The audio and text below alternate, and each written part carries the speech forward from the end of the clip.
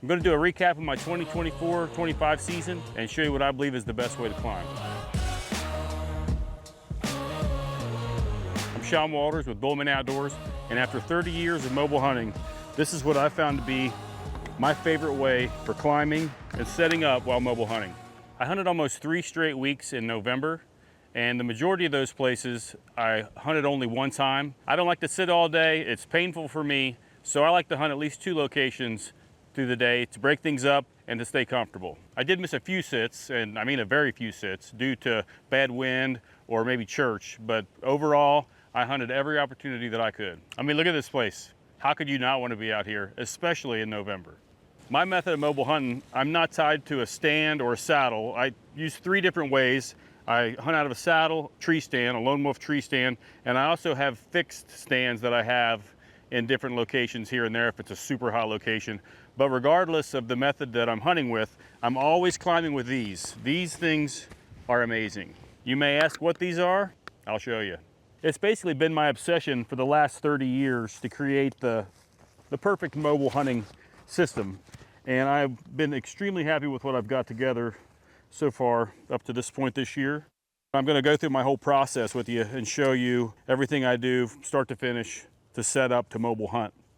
I'm start with my bow on the ground, and this 550 paracord, if you put it like that, it works really easy. And 1.5 knots, and that's never failed to hold. But then I'm going to take this rope all back out, and I'm going to get it untangled, make sure it's untangled and on itself, and I'm going to tie it around my knee with the same little knot. That makes it really easy to get off. That way I can just reach down and grab it. It's not too far down. Not sure where I picked it up from, but I've done it for 30 years. And the paracord itself, I like to use it because it's very compact. Some people use another mechanical device that takes up more space, but the paracord just scrunches down and it takes up virtually no room. So if you want to try the rope at your knee method, I highly recommend it.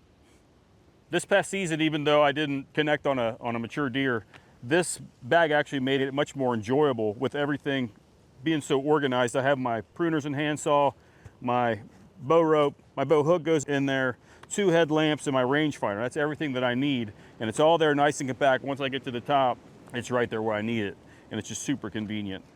We have some really good deer here in this area, but unfortunately they just weren't where I was hunting at the time when I was hunting. It just was kind of rough. But we're going to start off with 3 steps on the ground. These little ropes have made it really super easy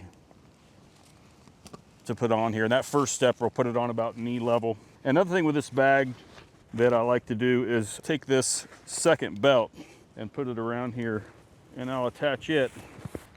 Keeps the bag from sliding around, and I can bend over and that bag stays put and it doesn't get in the way.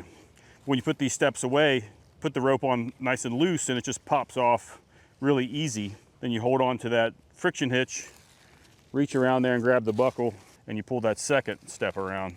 And the spacing is the biggest thing to remember about these steps. So we have some other videos about spacing, but your first steps go on from the ground, and it's real nice. You can just reach back in there and grab things real easy. I'm 6 foot tall, and I put my steps on at about 2 foot apiece. So that last step is going to be right about 6 foot. ASTM recommends 18 inches to be the safest, but different people are different heights. If you're used to climbing with sticks, you're going to have 2 steps that are in the same exact spot, and most of them are about 17 inches. With these, if you have a little bit longer stride, you can stretch them out a little bit more. If you're a little bit shorter, put them closer together. If you have knots, you can put 1 step here, 1 step there, but they're very versatile. You can put your steps wherever they need to be. You don't have to have 2 steps in one location, or if you have an 8er, most climbing sticks have an 8er, so you have 3 steps that are all bam, bam, bam, right in one spot. And you may not need 3 steps in one spot. With these steps, you can put them exactly where you need them to go. All right, now at this point, I'm going to attach my lineman's belt to the tree.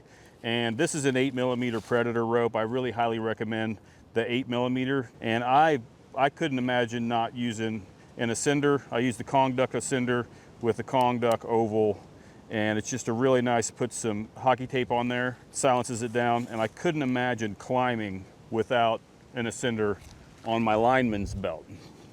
And for these Kong duck ascenders, all different kinds of places have them, but you can find them on our website here really soon. We're going to have them up and for sale. So the main thing with these, you just have to step against the tree and straight up. This one here is a little high, but it's not a problem. Push it down. 6 feet was a little much. So we got our 3 up from the ground. We climb up with our linemans, and then we put up 2 more from there. I do about knee level, somewhere around there for this step. The second step goes around about the chest height. Well, up a little bit. One thing you want to make sure, once you tighten up the friction hitch, you just pull that down, and that's basically setting the step, and then you're good to go to step on it from there. Spacing really is the most important part, and it's probably the hardest part to get right, but it's still a pretty simple process. Say you put the wrong foot on there, and you put this up for your left foot, and it needed to be your right foot, you realize that, then you just slide that thing around and reset it that way. It's super easy to set, super easy to move around.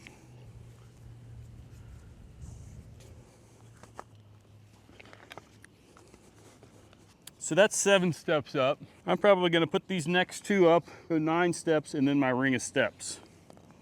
So we got our 9. This is our 9th step. I think I might go ahead and put on that 10th step, and then the ring of steps on after that. We're going to go ahead and put my ring of steps on now. So I have 1 more step to step on, and it's going to go on about eye level. And if you take a little bit of extra time, pull these out a little bit slower, you can keep them nice and quiet. They don't really bang around. You just have to be a little bit intentional about what it is that you're doing. And this is something you definitely have to practice. Being able to do this nice and quietly. You definitely want to practice this before you're hanging 15 to 18 feet off the ground. And I recommend practicing it a few times. But once I get this strap into my ratchet, I'll loosen it up a little bit and slide these around, evenly position them. And I've got tons of videos maneuvering the steps and using the ratchet. The ratchet itself, a lot of people complain about the noise of the ratchet, but it's really hard to believe how quiet you can keep this thing. I always talk about one last click, but I think I got that last click. You can take this strap, if you have it on a small tree, wrap it around there, just tie that down kind of half hitch one way. That way it's not flopping around, flapping in the wind. At this point, before I get into my ring of steps, I always like to practice safety. Put my tether on. That way I'm attached at 2 points before I step into my ring of steps, just to be on the safe side. After all, your lineman's belt is a fall suppression device. Your tether is a fall prevention device. If you don't know the difference, you should definitely check that out. So I'm tied into my tether now, and I'm on my lineman's belt. And we're gonna step up in here,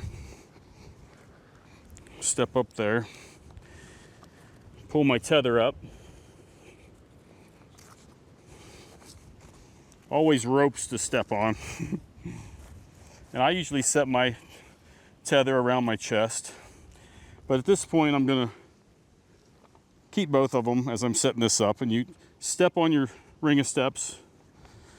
They slide down just a touch. Alrighty, so now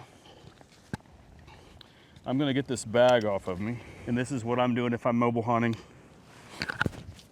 I'm gonna set this up real quick. You could actually put your bow rope on at this point. But I'm gonna set this bag up down towards my knees. That way I can use it for my knees. I'm gonna put my bow rope on real quick. Now I'm gonna reach down and grab my bow. Try not to bang it off the tree. I'm gonna gather this extra rope up. I'm gonna put it in this bag for now. And I'm gonna pull off my quiver, hang my bow up. Gonna hang up my quiver on that same rope that my bow's hung on.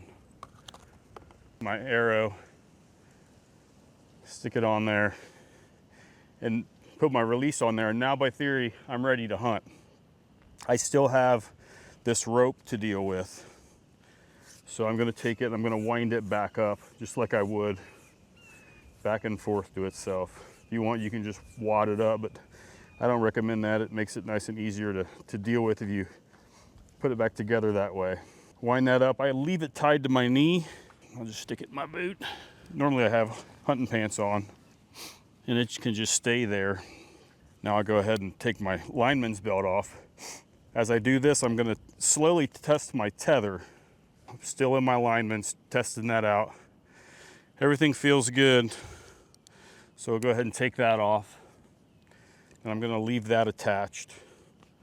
Just wrap it around, put it on this side. Get that buckle out of the way. Okay, so I took my lineman's off, wrapped it around me.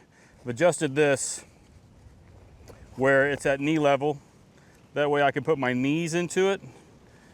And I'm gonna take my rangefinder, half hitch it to my tether, or to my bridge, sit it over there, and it's gonna stay right there on me where it's nice and handy. And that's it. I'm ready to go, I'm ready to hunt. A lot of guys are stuck to saddles. Some guys are stuck to tree stands. To me, it's situational. Depends on which way the tree leans most of the time. But whether I'm hunting out of a stand or a saddle, there's one thing that I guarantee: I'm climbing this way because I love these steps.